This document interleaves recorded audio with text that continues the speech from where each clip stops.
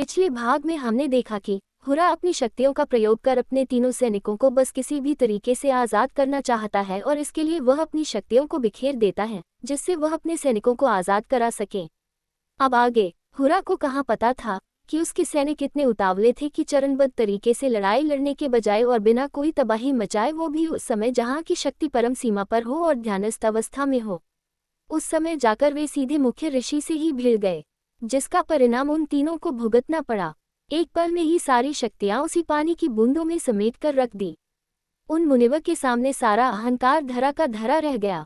ये पहले तबाही का मंजर होता और फिर अगर थोड़ा और सब्र कर पहले ग्रामवासी, फिर अध्ययन कर रहे शिष्यों और फिर अपना आसन छोड़ चुके ऋषि को लक्ष्य बनाना शायद उचित था। लेकिन ऐसा ना होकर जो गलती उसके सैनिकों ने की वह सरासर गलत है, जिसकी सजा हुरा ने अपने आप को मिटाकर किया। बिखेर दिया अपने आप को उस वातावरण के कण कण में ताकि वह किसी भी तरह पुनः अपनी बड़ी शक्ति के साथ अनेकों रूप लिए उस ऋषि के सामने सही समय आने पर प्रस्तुत हो सके, और इसलिए वह निरंतर आज भी समय समय पर प्रयास करता रहा।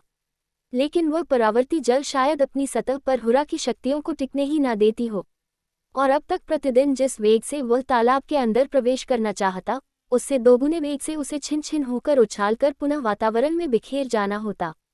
ऐसा सुरक्षा कवच उस जल की सतह पर था कि प्रत्यावर्तन तो हो सकता था, लेकिन एक छल की तरह एक कोरा झूठ जो आईने ने की ऐसी सतह पर पैदा करता, जो अपने भीतर से एक सच को झूठलाता जरूर है लेकिन उसे बाहर नहीं आने देता। फिर भी अपने लगातार प्रयास उसने प्रकृति के नियमानुसार एक क्षण का समय ढूंढ ही लिया, जब प्रत्यावर्तन के समय अपने सैनिकों की उभरने वाली कोई भी तस्वीर जो वाष्प की बूंद में नजर आए, हुरा की शक्तियां उसमें अपना कमाल दिखा सकती थी। अब बात ये थी कि सौरभ उस पर जिन किरणों का प्रभाव पड़ा उसमें पूरा का बल शामिल था या नहीं। यदि ऐसा हुआ तब ये निश्चित है कि लीजा जिस संतान को जन्म दे रही है वह कोई मामूली संतान नहीं। यदि सौरभ पर हुरा की शक्तियां प्रभावी होगी तो वह संतान निश्चित तौर पर हुरा से भी कहीं ज्यादा खतरनाक और भयानक शक्तियों वाली होगी, और इसी बात की चिंता अब लीजा को सताने लगी थी। ऊपर से मिनाली के सवालों ने उसे और भी ज्यादा विचार में डाल दिया था। वह सोचते सोचते कॉरिडोर से निकलकर अपना मन भटकाने के लिए गार्डन तरफ जाने लगी कि तभी उसे अचानक किसी अनजानी आवाज ने स्तंभित कर दिया। क्या हुआ लीजा, कुछ परेशान लग रही हो, किस बात की चिंता है? इशिता ने लीजा को संबोधित किया। अरे हाँ इशिता, ऐसे ही कुछ मन नहीं लगा तो घूमने आ गई। मिनाली भी आती ही होंगी।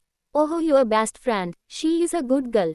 क्या अभी तक कुछ सेटिंग वेटिंग नहीं हो पाया मिनाली का, या उसका कुछ और विचार है?